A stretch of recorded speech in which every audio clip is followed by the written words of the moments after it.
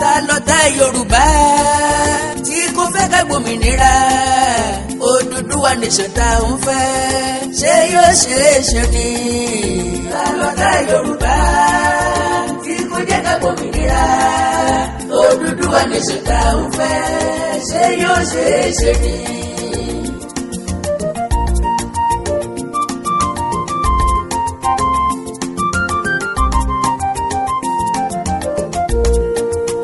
Ọ̀tá kankan ò sí lóde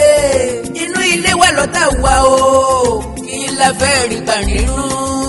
restructuring kan pariwo. Ta lọ̀tá Yorùbá tí kò jẹ́ ká gbòmìnira Odùduwà nation tá ń fẹ́ ṣé yóò ṣe é ṣe. Tètòtayọ̀ ní ṣèdè ṣẹ̀kẹ̀rẹ̀ bá wọn ròde ìbànújẹ́ Àkàndá alóró ọ̀rọ̀ lẹ́nu bíi tẹ́jọ́ mú kí gbogbo ọmọ Yorùbá nílé lóko lódò lẹ́yìn odi pàákú ọdún kérésìmesì àsìkò ìmúra ọdún tuntun ọdún ayọ̀ la ó ṣe lágbára Ọlọ́run ṣùgbọ́n gẹ́gẹ́ bí orílẹ̀-èdè kan gẹ́gẹ́ bí ẹ̀yà gẹ́gẹ́ bí èdè ṣé gbogbo ń tá a béèrè fún láti January ló tẹ̀ wá lọ́wọ́ ṣé gbogbo ẹ̀tọ́ wa láti rí gbà ṣé gbogbo ibi tó wù wá gẹ́gẹ́ bí ẹ̀yà láti dé ìjàngbọ̀n ayé wa bẹ̀rẹ̀ pẹ̀lú ìjínigbé àtàbíọ́bíọ́ pẹ̀lú operation Fọ̀lúmọ́ lẹ́yìn ẹ̀ ni wọ́n tọwọ́ bọ̀ wá lẹ́nu pẹ̀lú Ruga settlement àjò délẹ̀ atúmúgbé pa lẹ́yìn ẹ̀ ni wọ́n ń fojoojúmọ́ export Fúlàní sílẹ̀ wa ìjínigbé ìpànìyàn ìdánilọ́nà gbòde kan wọ́n pa ọmọ bàbá Fáṣọ̀rántì ńlá bá gbé Àmọ̀tẹ́kùn kalẹ̀ o ni wọ́n bá sọ ọ́ di ariwo mọ́ wa lọ́wọ́ wọ́n sà fún wa bẹ́ẹ̀ bẹ́ẹ̀ iléyàn la ṣe títí di October 1st tá a la fẹ́ ṣe rálì gẹ́gẹ́ bí ẹ̀yà agbìyànjú gan apariwo agbé ìgbésẹ̀ àṣẹ níwọ̀nba Ọlọ́run ọba sì fún wa ṣe bọ̀tì ntaari tí kò la bá látàrí àìnífẹ̀ẹ́ ara wa látàrí àìfohùnṣọ̀kan látàrí àìgbóòótọ́ ọ̀rọ̀ nítorí pé òótọ́ ọ̀rọ̀ a máa korò bí wọ at the end of the day gbogbo aláriwo ló sinmi ariwo gbogbo ẹni apàrọwà fún tí ọ̀gbọ́ ló ti sinmi pẹ̀lú túláàsì iye nìlá bá dé EndSARS protest tó mú ọ̀pọ̀ ẹ̀mí àti dúkìá lọ sájà tó létí ló ṣe é fìféké sí ìṣẹ̀lẹ̀ October 1st ló tú wa ká síwájú sí i ó pín wa níyà ó sì sọ wá dọmọ ìyá wòsá gbogbo ẹni ó sòótọ́ ọ̀rọ̀ pátá lọ́dọ̀ táwọn tí ọmọ nǹkan kan ẹ sábọ́ọ̀dù sọ tiẹ̀ Àkàndá mo wí tèmi Oríyọmí Hamzat wí tiẹ̀ dáàdi wa Fẹ́mi Fálànà wí tiwọn pé àwàdà líle nípa fẹ́ kú ní Nàìjíríà just like that does it mean pé gbogbo wa la kórìíra ilẹ̀ Yorùbá does it mean pé àfẹ́kìràn Yorùbá wà lómìnira sẹ́ni tí ó sùn ní bàlújẹ́ ìkẹtàn ní síjà ẹkùn oko ọrùn ṣiṣẹ́ dàsápò ẹni bọ̀tì Fẹ́mi Àkàndá fi wọ́n lẹ̀ kí wọ́n máa jíjọ ẹlẹ́yà wọn torí bàbá jẹ́ kí odò gbé olórìṣà oko lọ ká lọ́pẹ́lọpẹ́ fún wájú orí òun ògèdè ariwo bí ẹni tí wọ́n kata rẹ́ ń fòrọ̀ lásán bẹ́ẹ̀ sì rí ariwo kọ́ ni music wọ́n gba di òsílẹ̀kùn ẹni ó mú kọ́kọ́rọ́ lọ́wọ́ nìkan ló lè sí i gàgà gúgú kọ́ látùpà béèyàn ò lépo látùpà yóò sùn lóògùn ọgbọ́n ìmọ̀ òye ìlànà tí Yorùbá lè fi gbòmìnira ń bẹ lọ́wọ́ púpọ̀ nínú wa ṣe ni ká gbìyànjú jọ ṣiṣẹ́ pọ̀ kí lọ́jọ́ orí èdè méjì Bánkọ́lé tó fi jẹ Speaker of the House of Rep kí lọ́jọ́ orí Bùkọ́lá Sàràkí tó fi ṣe gómìnà fódìdí ọdún 8 Yàyà Bello gómìnà ìpínlẹ̀ Kogi 45 years old ní kí lọ́jọ́ orí Macron tó fi jẹ President France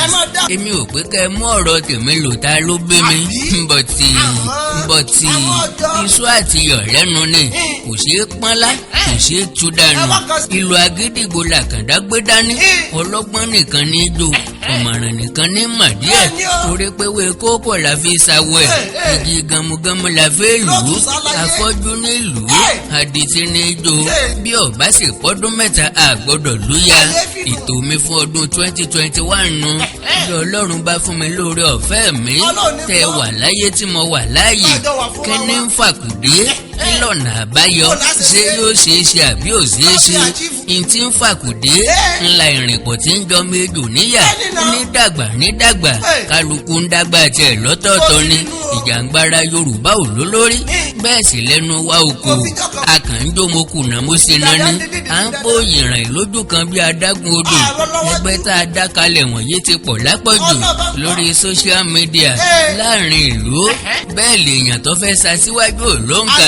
àwọn tá à ń fojú wò gẹ́gẹ́ bẹ́ẹ̀ leaders wọn ò sòótọ́ pẹ̀lú wa ọ̀tá ọ̀tẹ̀ rìkísí ariwo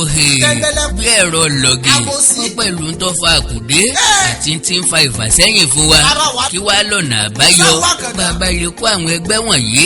sí abẹ́ ìsọ̀rí méjì tàbí mẹ́ta yóò rọrùn fún wa ìsọ̀rí àkọ́kọ́ kí wọ́n nígbàgbọ́ nínú restructuring kí wọ́n sì mọ fún wa nílànà tí yóò fi ṣeé ṣe lásìkò lóòrèkóòrè àti nígbàdégbà ìsọ̀rí kejì kí wọ́n tẹpẹlẹ mọ́ ọ̀nà tá a fi lè rí Odùduwà nation gbà lábẹ́lẹ̀ láì pariwo sókè mọ́ láì fàjàngbọ̀n láì kó àwọn èèyàn wa sínú ìyọnu ìsọ̀rí ẹgbẹ́ kẹta kọjá àwọn tó nígbàgbọ́ nínú wọ́n Nàìjíríà ṣùgbọ́n pẹ̀lú ọ̀nà àbáyọ tíran Yorùbá ò fi ní ṣe ẹrú ẹ̀yà kankan mọ́ bá a ṣe lè gbé pẹ̀lú ìrọ̀rùn ọ̀nà tí ò fi ní sísùnmọ̀ mímọ́ bóun àlùmọ́ọ́nì wa ò ṣe ní dìwúlò ẹlòmíràn bí àwọn ọ̀dọ́ ilẹ̀ Yorùbá ò sì ríṣẹ́ ṣe ẹlẹ́ẹ̀kejì ní ká yan olórí fún ìjàngbara wa èèyàn mẹ́ta péré tí wọ́n lè ṣiṣẹ́ pọ̀ kí ẹnikẹ́ni ọmọ implicate Gani Adams kí wọ́n sì implicate Sunday Igboho ẹnikẹ́ni tá a bá fẹ́ fà kalẹ̀ kó jẹ́ olórí ìjàngbara wa kò gbọ́dọ̀ jẹ́ olóṣèlú kò gbọ́dọ̀ jẹ́ni tí ń gbé ní Nàìjíríà ẹbí ẹ̀ kankan ò gbọ́dọ̀ gbé ńlẹ̀ yìí gbogbo ẹni tí yóò máa sọ̀rọ̀ lórí ẹ̀rọ ayélujára nípa Odùduwà nation àkọ́kọ́ ni pé wọn ò gbọ́dọ̀ sí ńlé ìkejì ni pé bí yóò ti ṣe é ṣe nìkan ni kí wọ́n máa fọn rere ẹ̀ lójoojúmọ́ kì í ṣe bíbú àwọn àgbàlagbà àti bíbú àwọn èèyàn tí ò faramọ́ tiwọn torí gbogbo wa ò ní sùn kákọrí síbì kan Ààrẹ Ọ̀nà Kakanfò Olóyè Sunday Igboho tàbí ẹnikẹ́ni ò ní agbára kọ́bọ̀ láìsí àtìlẹ́yìn àwọn aṣíwájú wa tó àwọn ọba aládé wa gbogbo pẹ̀lú èmi àti ìwọ tí ń gbọ́ mi lọ́wọ́ so why abusing them òótọ́ tó dájú ni wípé oníkálukú ló ní ipa pàtàkì láti kó èmi ní ipa tí mo lè kó bẹ́ẹ̀ ni wọ́n gan ní tiẹ̀ ṣùgbọ́n a gbọ́dọ̀ fọgbọ́n ṣe ni o Biafra lè wáyé ńjọ́ kan ìdí ni pé wọ́n gbà fún ẹni tí wọ́n ń wò gẹ́gẹ́ bí aṣíwájú àgbà ilẹ̀ Yíbò tàbí olóṣèlú tí bá ń pòǹgọ̀ bá wọn ṣe irọ́ ni abẹ́lẹ̀ ni wọ́n ti ń sọ̀pọ́ọ̀tì wọn wọ́n ń tẹ̀síwájú díẹ̀díẹ̀ torí pé wọ́n ní ètò wọ́n ní àṣírí ìran Yorùbá ò tí ì jáde kúrò nílé rárá o ẹnu wa ò kò ohùn wa ò ṣọ̀kan ṣe la pín yẹlẹyẹlẹ ìdí ẹnu wa pín yẹlẹyẹlẹ ọ̀rọ̀ wa pín yẹlẹyẹlẹ gbogbo wa ò ní ètò a sì ní òpó àtẹ̀lé ojú gbà mí tì nígbà tí mo rí ìdásílẹ̀ security network tiwọn wò ó bá ti rìkúrútù Àmọ̀tẹ́kùn tiwa ṣe rí i pé gẹ̀gẹ̀ ìṣẹ́gbẹ́ gògóńgò ń béèrè mi kẹta ni pé ṣé yóò ṣeé ṣe ìyẹn ni pé sáà máa rí Odùduwà nation gbà mi tá a ti nílò láti gbàgbé sẹ́ńtímẹ́ǹtì ká sọ reality fúnra wa nu my dear brothers and sisters ẹ̀yin ìyá àti bàbá tẹ́ bí wa gbogbo ọmọ Odùduwà tó fẹ́ kíran Yorùbá ó dá dúró bí òótọ́ kì í bá korò bọ́ ọ bá rẹ́ni tó wí fún ọ pa máa kú ní system of government tá a wà yìí bọ́ sí Odùduwà nation lọ́jọ́ kan irọ́ ni o iná ń jó lórí omi nù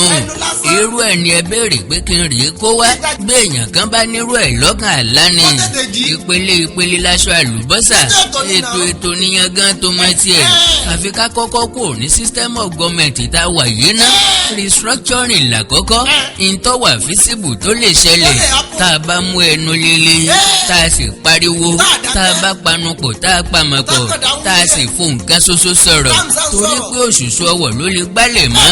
ọ̀pọ̀ èso ní yagi lóko, ọ̀pọ̀ gìrì ẹsẹ̀ ní yẹ̀nà, ọ̀pọ̀ ikán ní mọ́lé, ọ̀pọ̀ oyin ní safárá, ọ̀pọ̀ èrùn á sì má gìyàn. Ohun kan ṣoṣo tí ò nílò à ń sá kiri tá a lè béèrè lọ́wọ́ ìjọba tí òfin ò sì ní mú wa ó ní restructuring. Bàbá tí wá ń sọ̀kan àpò ká máa sọ̀kan ẹnu o. Bàbá tí ń tọ́jú ọlọ́kùnrin ká má gbàgbé ìlera tiwa, ká má sinmi ìgbésẹ̀ lọ́nà òfin lábẹ́lẹ̀ láti gba òmìnira. Ìdí nìyí tí mo fi ní àwọn ẹgbẹ́ kan ó darapọ̀ láti máa béèrè fún Yorùbá nation láì ní nǹkan kan ṣe pẹ̀lú Nàìjíríà mọ́, but peacefully and legally so that aláyìn òfin ní kú. Restructuring ní gbogbo ẹ̀yà pátá lè béèrè. Restructuring nìkan ni ẹkùnjẹkùn orílẹ̀-èdè yìí lè pè fún lọ́dọ̀ ìjọba. Òun nìkan làwọn aṣòfin lè fi kùnlùkùn pẹ̀lú ààrẹ Nàìjíríà pé igbe àwọn èèyàn wọ̀nyí ń pọ̀jù. Ẹja fetí sí ariwo wọn. Ẹjẹ́ àṣàtúnṣe sí ètò ìjọba Nàìjíríà. Ṣé bí à ń amend constitution wá ìtàlẹ̀ amend ètò ìṣèjọba wa jẹ́ pọ́gbọ́n 1963 òun náà la sì ń lò ní 2020. Gbogbo ìlú ló ti upgrade. Wá ìta sì ń rákòrò lójú kan. Ọ̀nà àbáyọ ní ká sinmi oró rírán o, ká gbàgbé ọ̀rọ̀ àná, ká sì sinmi àsọkùtàn tí mẹ́gún dìjọ rẹ́lẹ̀ torí bí tọ́ yẹ gégún ti jógbówó. Tó bá rántí ìtàn yóò sọ pé kí wọ́n máa ja ọ̀rẹ́ lọ ní. Ọbásanjọ́ kì í ṣe Yorùbá, kinní kan ní Gani Adams, Afẹ́nifẹ́re ṣe kinní kan, Yorùbá Council of Elders ṣe kinní kan. Nírú àkókò yìí kọ́ o. Tó bá jẹ́ pé lóòótọ́ ńlá fẹ́ kó lójú kan. Tá a bá wá restructure Nàìjíríà, tá a pín Nàìjíríà sí provinces, Northern Province, Eastern Province, Odùduwà Province, Middle Belt Province, Niger Delta Province, kí central government yóò wà ní Àbújá. Agbára central ọ̀gàn dínkù jọjọ ni. Oníkálukú ló máa bójútó nǹkan àlùmọ́nì rẹ̀. Ẹ̀yà kan ò sì ní rí ẹ̀yà kankan mú lẹ́rú mọ́. Gẹ́gẹ́ bí ọ̀làjú tiwa, gẹ́gẹ́ bí ìmọ̀ òfin tá a ní, ìmọ̀ sáyẹ́ǹsì, ìmọ̀ tẹkinọ́lọ́jì, ìmọ̀ ìwé, òṣèlú àti bẹ́ẹ̀ bẹ́ẹ̀ lọ.